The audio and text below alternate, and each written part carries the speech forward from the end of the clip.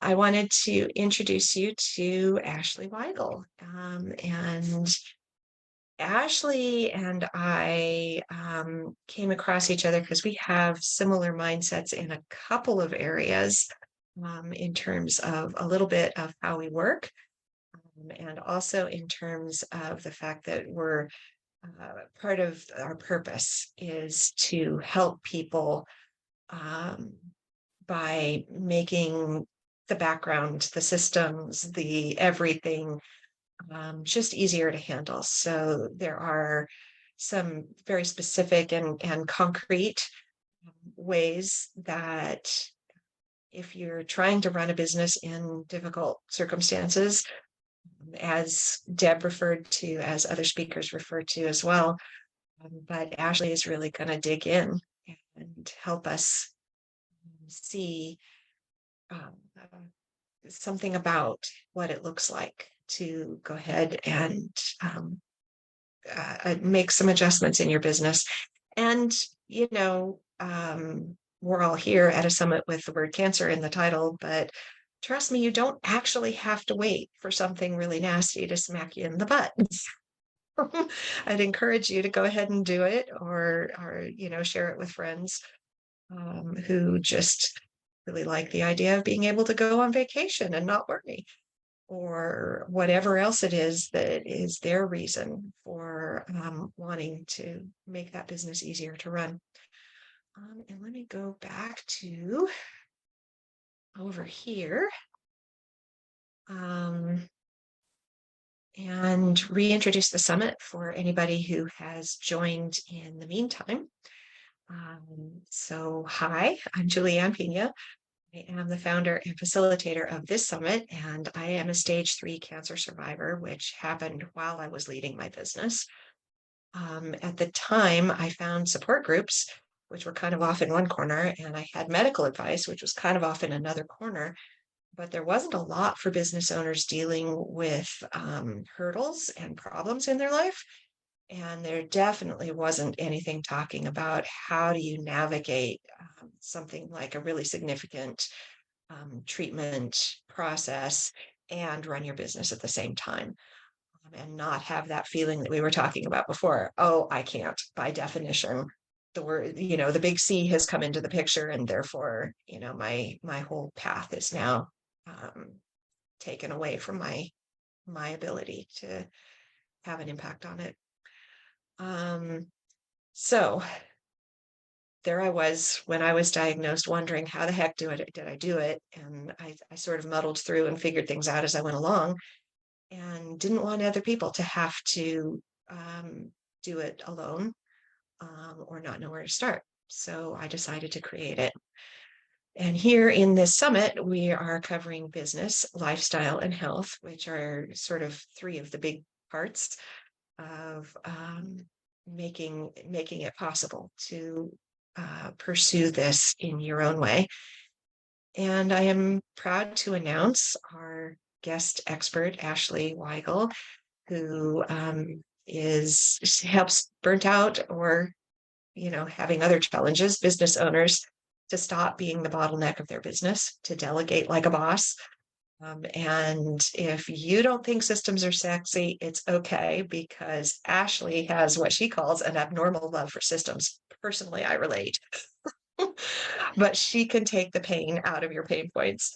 And she thrives working with creative business owners and people who just love jiving with their vision, but don't really want to focus on keeping the back end organized. Ashley is a certified online business manager. She's a certified Dubsado specialist. She is a Clickup Extraordinaire.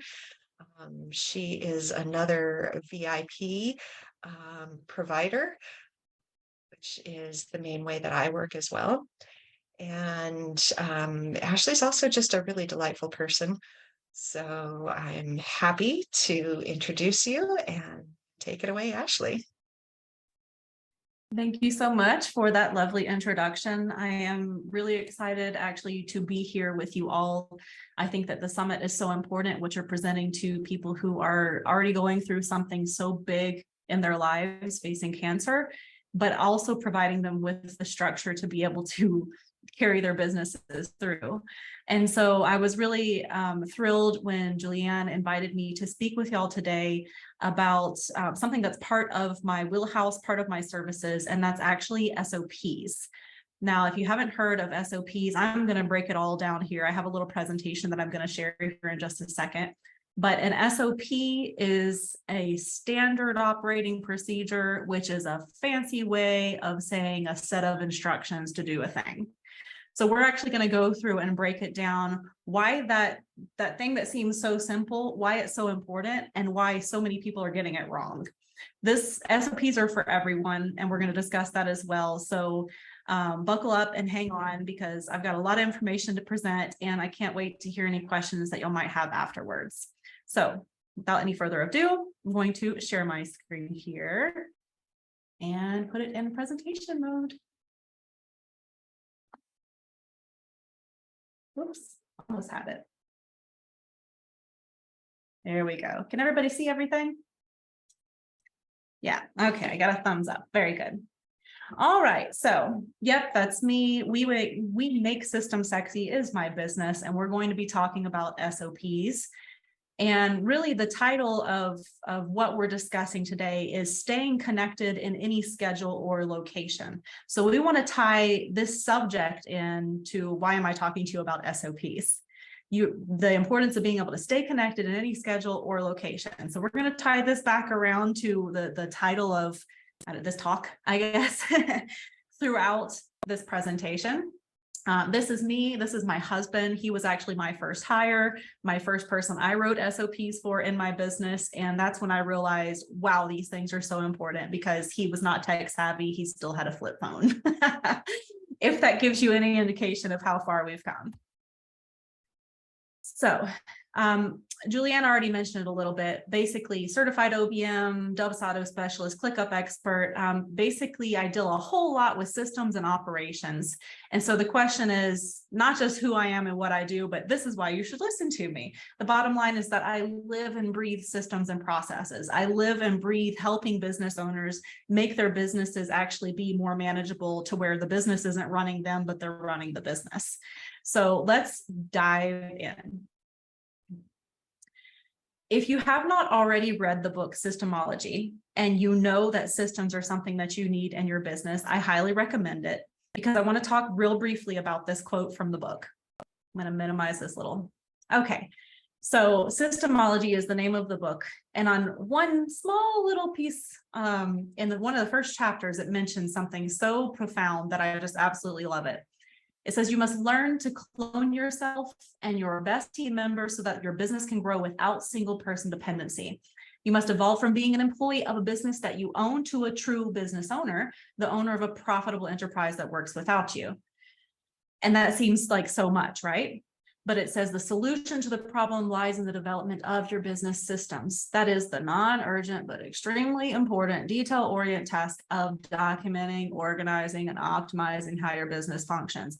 Wah, wah. That's kind of the feedback that I get on this a lot of the time. But the point is that rarely do business owners get excited by the idea of documenting their systems, but having a business that runs without your constant oversight, that's a different story. That's sexy. And that's why my business is We Make Systems Sexy.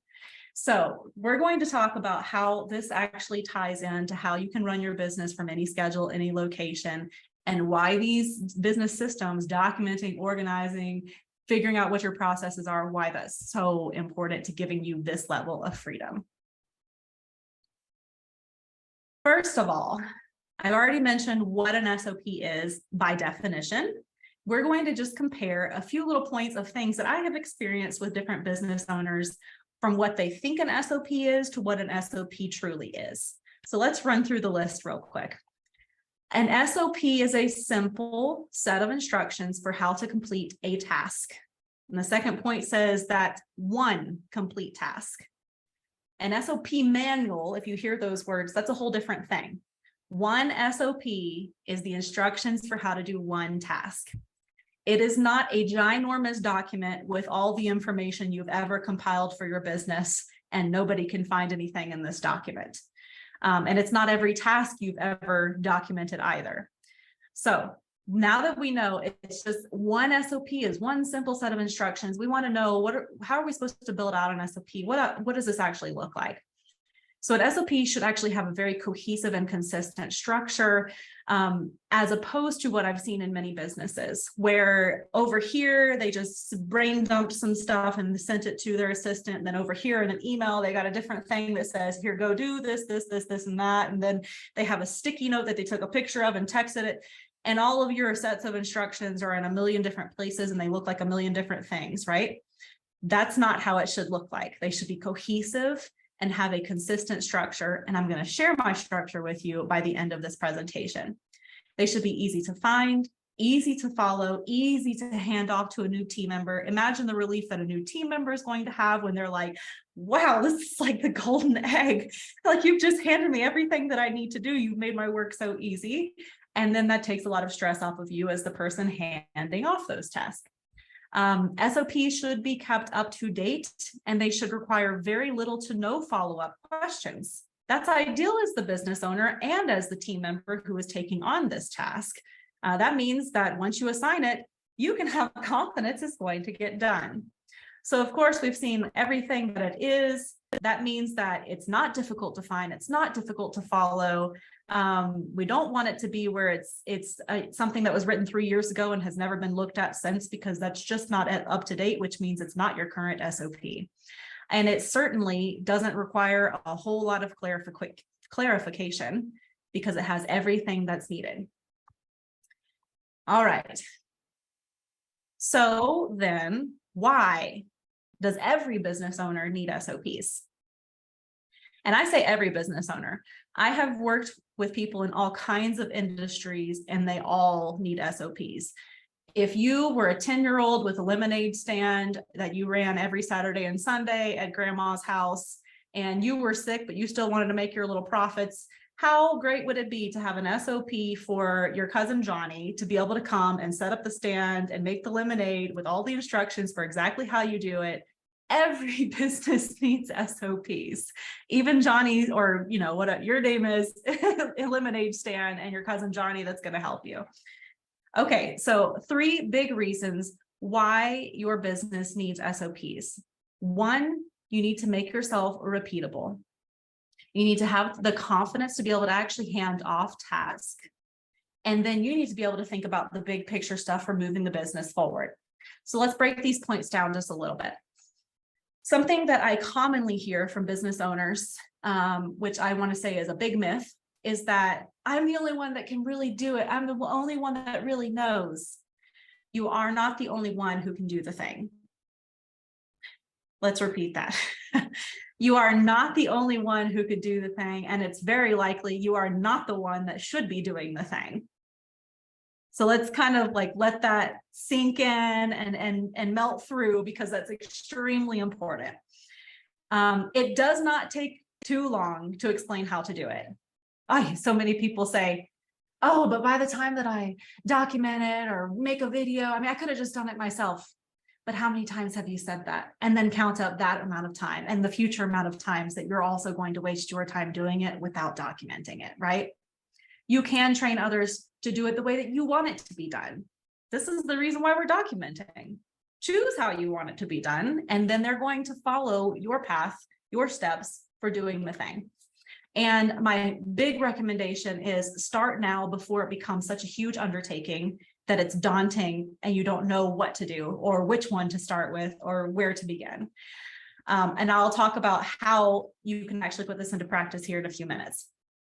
Actually handing off tasks. So having SOPs and an SOP manual, the whole thing in place, you'll have confidence when you actually go to hand off a task, knowing that it's going to be done right, because you've built the process. You've detailed exactly what you want done. Then you can assign tasks. You can be attending to more important things, which is our point number 3, right? You can actually be thinking about how to grow the business, how to get more clients in, how to optimize your intake and your processes and things like that, rather than doing your repeatable task where any, fairly trained VA can just follow your SOP to do that. But when you're able to do all of these things, this means you can take a vacation, you can actually unplug, you can take a self-care day, you can go get your treatment, and you don't have to be so concerned all the time, is my business on fire right now? Because you can know through SOPs and even as we'll see a little bit later, project management tools, managing how the tasks are being handled, you'll be able to say, yes, my business is being handled because I have set it up with the good systems in place so that these things can run without me constantly being the puppet master, without me constantly spinning plates and making sure none of the plates stop spinning, right? Okay, so now that leads us to how it's harming you now by not having SOPs in place. You will keep being the bottleneck. Bottleneck is a very hot word in my marketing because everybody that comes to me explains the very same thing. Everything stops with me. The buck stops with me. Nobody can actually complete a task without it coming back to me. I'm the holder of the information. I'm the knowledge base of the company. We can't have that. You can't be the one and all for your company. Maybe that's how it started, but that's not how it should go on, because it's not a question of when, or I'm sorry, it's not a question of if you will get burnt out. It is a question of when. 100% that's true for everyone. You will get burnt out. And especially with the added concerns of health, of cancer diagnosis, of caring for the family amidst all of these other things, you're walking straight into burnout, and that doesn't help with that diagnosis as well. We know what kind of role stress plays on the body, even physically. All right, without having SOPs, you won't ever be able to fully trust your team. Again, we need to have that confidence to be able to say, here's the thing, go and do it for me, please, and know that it's just going to be done. And how can you, right? Because you're never going to feel like they can do it right. And you will never be able to scale. So let's talk about then how to actually put this into practice. How do I do this, Ash? Like, these are all nice, pretty words, and you're painting a nice, pretty picture about delegating and about not being the bottleneck, and woohoo, that sounds great. But how can I do this? Okay, it's not that hard, and we're going to break it down. I promise. What I want you to do is use something like Loom, or even if you have a Zoom account where you can record your screen. There's other softwares out there. Loom is the one that I use. They do have a free version, loom.com. Get something like this so that the next time that you do a task, for example, if it's a computer-based task, you just say, okay, I'm doing this task now, so I'm just going to record myself while I have to do it anyway, and hit record and run through the thing that you're doing as you're doing it. I say that because if you try to force yourself to think of something that you need to record, but it's not actually a time when you need to do the task, you will miss a step.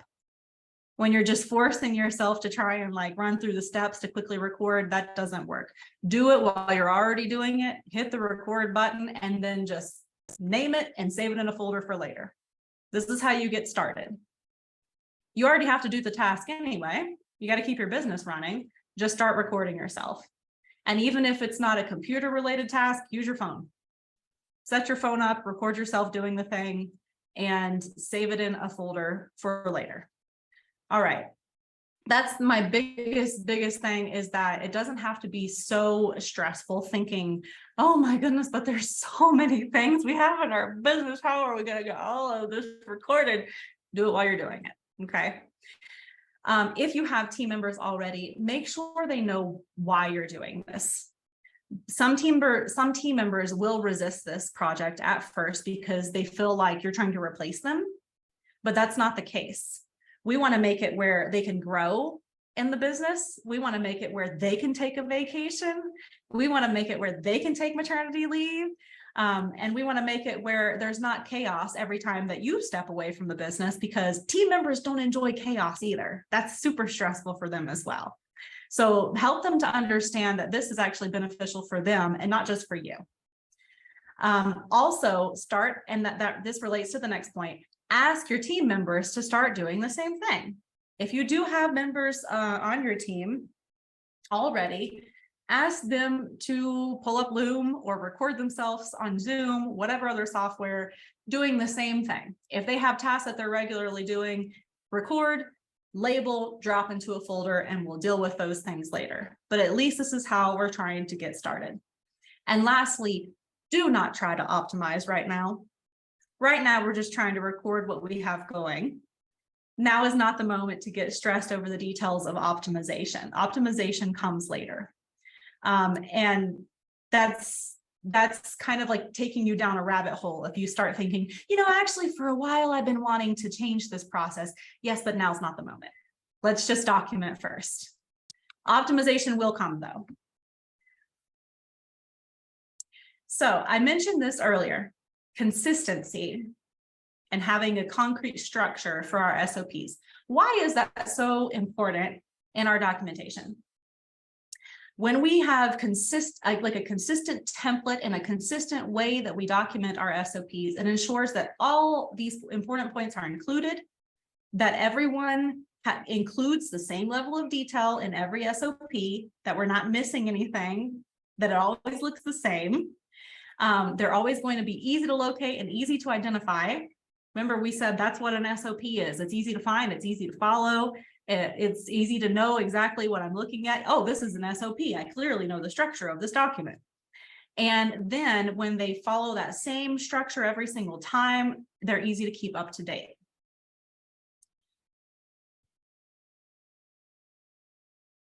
So then the next question, you figured out how you can actually document things and know what your process is. How can you train your team members to do that as well? We're going to discuss my 7P process here, but always follow my 7P process. Create and use a template for your business and make sure that your team members have access to that same template and that they know to use that template while creating these tasks, these SOPs. And keep all of these ones that you create, all of the SOPs that you create, organized in an SOP manual. A simple spreadsheet will do. Just keep them organized. And then the last thing is link those SOPs to a project management tool. If you're not already using a project management tool, I highly recommend using one, especially if you have team members that you're assigning things to. I have helped people go from, I've heard horror stories of how they were running businesses with assistants. I had one person tell me that she would write something on a sticky note, take a picture of it, and then text it to her assistant. And I said, why the sticky note? You could just typed it if you're just going to text it. Why the sticky note? But oftentimes systems are not people's forte and they're just trying to do whatever they can do to get the thing done. I highly recommend a project management tool because that's going to be clean. It's going to be very clear, being able to observe what everyone's doing. And as we said, you can create your SOPs and then link them into the task that actually require that SOP to do the thing. And it's just this nice, pretty piece of the puzzle, right? I personally use Clickup. I highly recommend Clickup.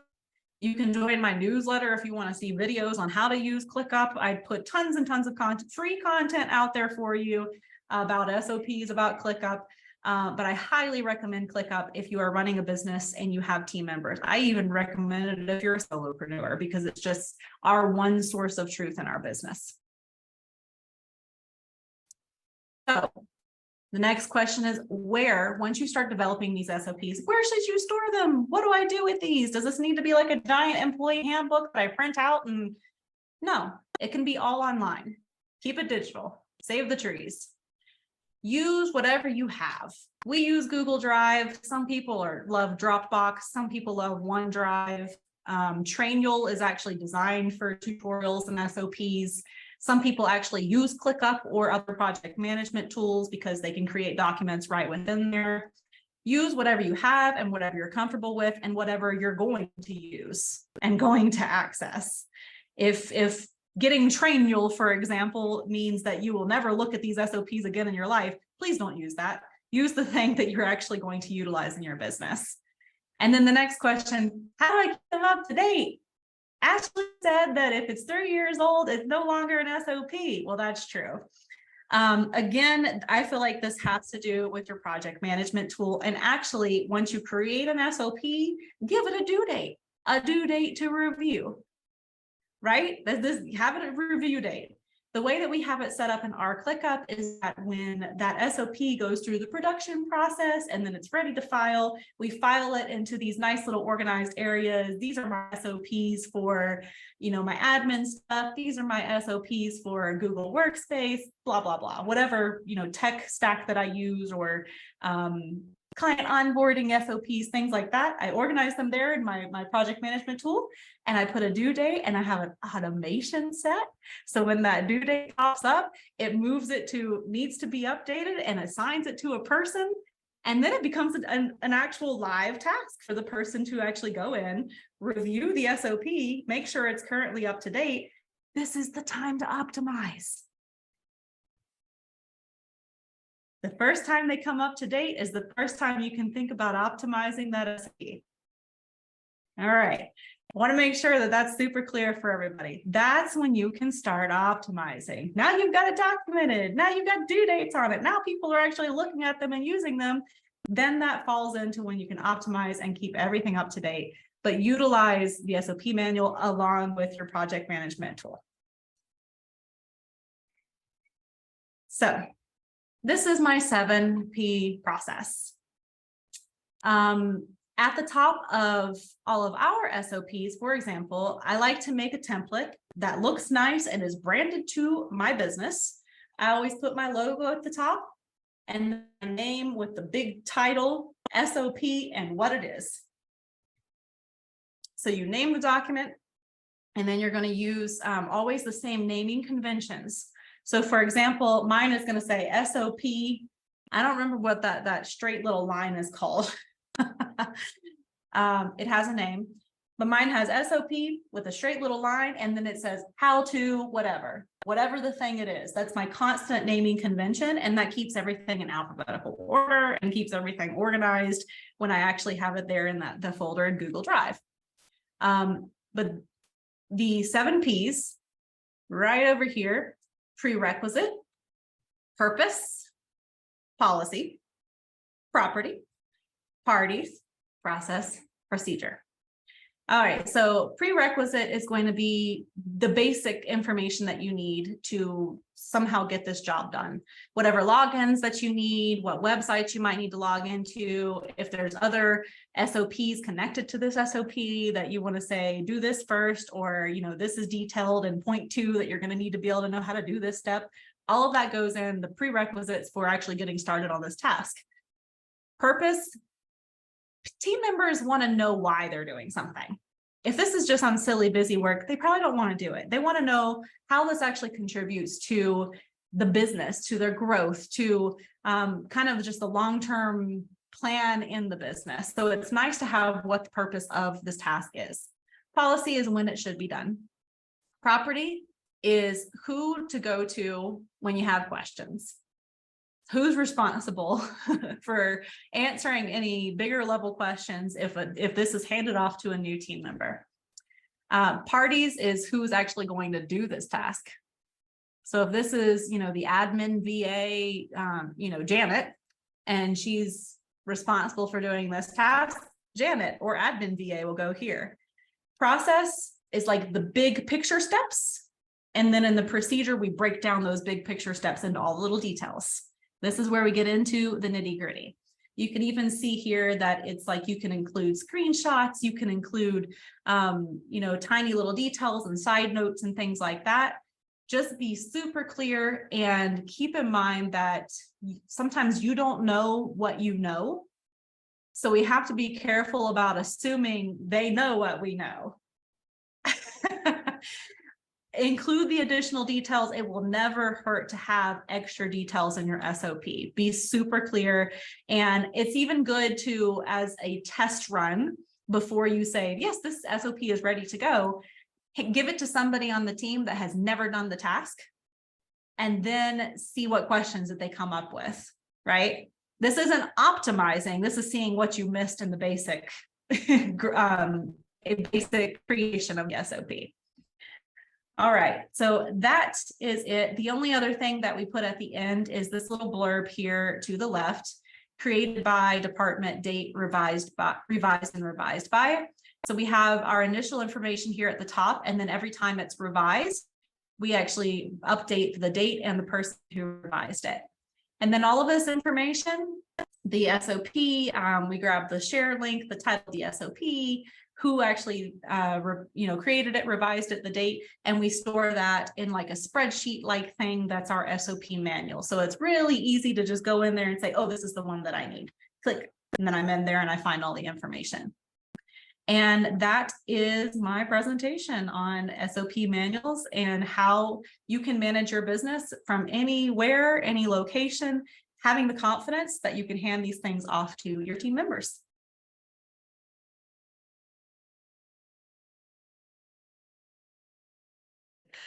Did it again. Gotta unmute.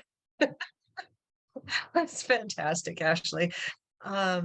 And I so appreciate that there are people like you in the world, because there are certain parts of setting up systems that are just all the fun for me. But I'm thinking I need to ask you about an SOP manual over here.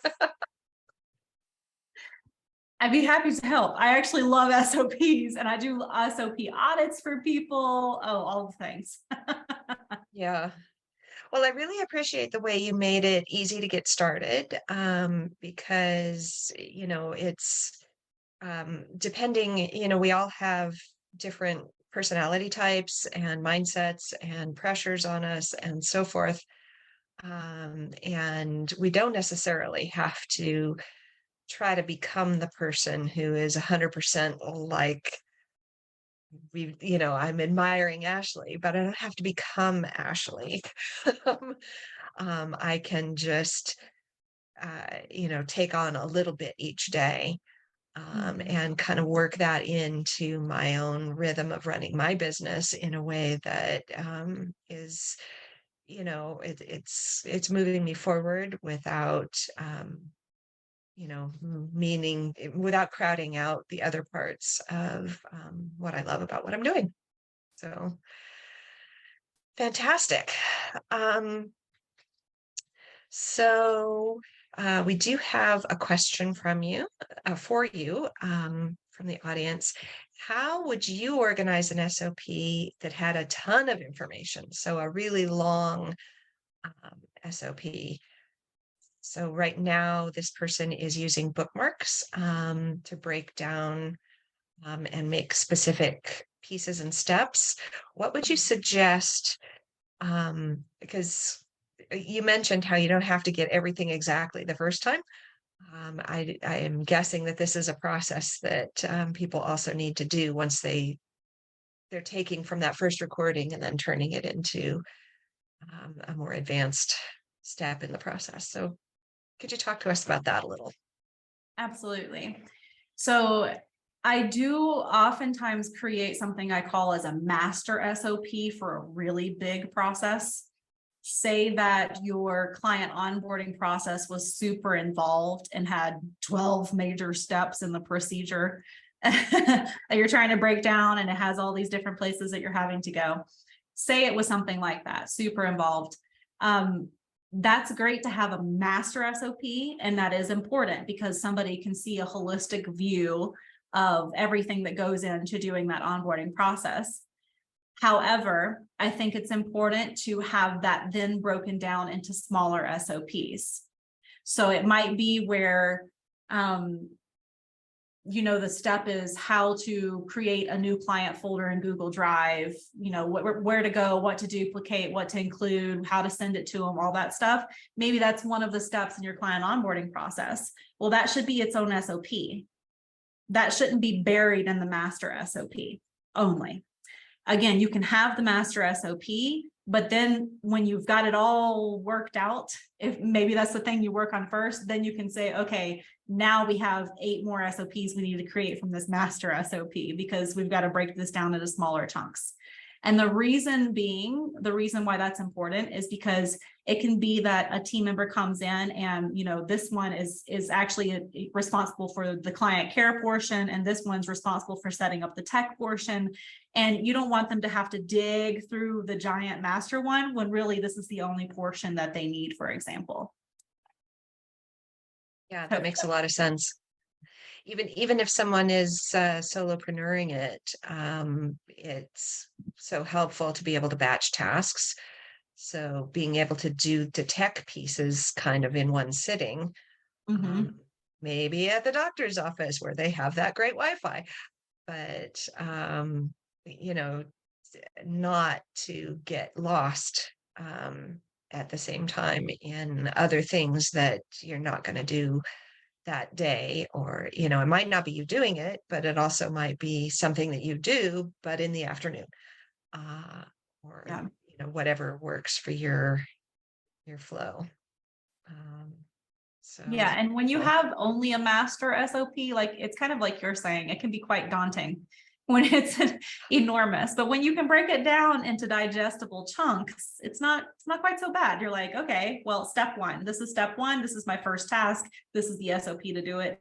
Bam, I can get that done in the time that I have allotted. And then we'll handle step 2 and step 3 and step 4 later. Exactly. I wonder if you could talk a little bit about how this ties into sort of being able to monitor your company from another location. Just is it checking on that project management tool, or what comes to mind when you say, maybe they're working on the beach, or maybe in the doctor's office? Yeah. Well, I was working from the beach in Costa Rica in January, and can share my personal experiences. No, so SOPs are super integral in making sure people know what they're supposed to be doing, but the project management tool is like the SOP's best friend. In order to actually be able to assign due dates and assignees and attach the SOP into an actual task to be done, a project management tool is the next step. Identify what the things are that you can delegate to somebody by means of SOPs, and then you need that project management tool to really feel that level of success and to feel that level of confidence, because you have a bird's eye view of everything that's going on. For example, on our newsletter, we actually share, and my YouTube channel, we actually share some videos about how to use some of the views within Clickup, for example, to have a literal just bird's eye view of what everybody is up to. There's something called the everything view, and you can filter it down to different team members. You can see what they're behind on. You can see where certain tasks are in which status, what they've completed. They can comment at things. I have a question, or I'm confused, or this part's waiting on your approval. All of those things, and that can happen. That direct communication, along with just being able to monitor things from a distance, right there within the project management tool. And so that's why I say these things are best friends, or a nice married couple SOPs, and something like ClickUp or another project management tool that makes sense with your brain. Yeah. Well, and to me, it's also, it goes right along with, of course, I came up through finance. So I go directly to the finance software, and having a dashboard of, the revenue that's coming in, the expenses that are coming up, making sure those match. Just to use the most simple example, but just that idea of having one place that you can go to, and you don't have to remember 50 different kinds of software and all the 100 bookmarks, to just be able to get right to what it is that you need. And whether it's reviewing it or so forth, just having it there on your phone, on your tablet, when you're not happening to be at your desk. Mhm. Um, Another complaint that I hear a lot from clients and have over the years that this is a great way to relieve is that, and it's kind of the same, but um, there's also a little bit of a difference. If you have a business owner saying, I do nothing but put fires out all day, and then once everybody else goes home, then I get to do my actual work. Mm, mhm. And that's one of the places that burnout comes from too. And if you're able to give people um, SOPs like Ashley's talked about and the whys behind them, it's just so helpful for you know being able to actually leave your desk when it's time to leave, and getting good questions from your team when they do have a question, because they're not Mhm. completely stuck and don't even know where to start. Right. Yeah. The questions that do arise might be a tech error or, something that was kind of outside the scope of the SOP. It's not going to be your normal. And where do I click when I go there? And then what do I do? And I'm confused. The screen looks at you're not going to have those kind of questions. Like you said, the questions are going to be, oh, okay, this is a legitimate question. I see what's happened here, as opposed to things that are just burdening you throughout the day, for sure. Exactly, exactly. So thank you so much for coming, because oh my goodness, the whole idea of having your business not be so much of a burden, and not being put into the position where you feel like you have to make a choice Mhm. of, there's this stressful stuff in my business, and, I need to let go of something. I need Mhm. to make, I need to just relieve the pressure. Um, you don't wait until you get the diagnosis. Yeah. um, and yeah, so I just can't say enough how important it is to do the kind of stuff that Ashley's talking about. And if it's hard to get yourself excited about it, there's Ashley's given you a lot of reasons why it actually feels good to get done. And you can even feel a little bit good in the process. And one of the things that I can help people with is how to work it into the mix so you get it done at a time of day or a day of the week where it's not draining for you, where it's empowering for you, and it fits with the other things that are a part of your reality. Um, so I hope you're starting to see how I was talking about earlier. This, yes, it's business, yes, it's lifestyle, yes, it's health, but then they're not all off in their separate corners. All of these experts are showing you something that comes together, and it can start at the beginning and take one step at a time. But yeah, I am just so thrilled that you were able to join us, um, because, it's one thing for me to sit here and say, it's possible, you can do it, I'm cheering for you. But to have, even for the folks who might not be, as enthusiastic about their SOPs as they are about the joy of the original reason they got into business, that reassurance of, yes, it's really possible. Here's an example of the kind of thing. And it starts easily and quickly and can be such a relief. So if you don't want to make that choice of, either I have to ignore my health somehow, if we could make ourselves do that, well, we do until it's serious. Um, or um, thinking it means that you have to just completely give up on your business or your other dreams. It's not, that's not the only ways to go. You can absolutely make this, make your plans, take account of all the different things that matter to you. And I hope you will. And I hope you will come back for the other sessions that will be talking about other aspects of how you deal with the hurdles and challenges that come when you're trying to run a business and or start a business, and you're facing real health challenges that can be scary, but don't have to that fear doesn't have to be the only thing. Um, so ah, great, thank you for the contact information. Um, and by all means, I recommend getting in touch with Ashley for if it feels like that's the right thing, and certainly follow her um, Instagram and get those tips and start to get a feel for what we're talking about, and how you might be able to bring just, one tiny thread at a time into your life. And then when it's time to do something more, you'll have laid a lot of foundation and be ready. Um, okay. So, ah, um, I think there's probably about 5 things in my business that I need to improve on that came to mind because of Ashley's talk.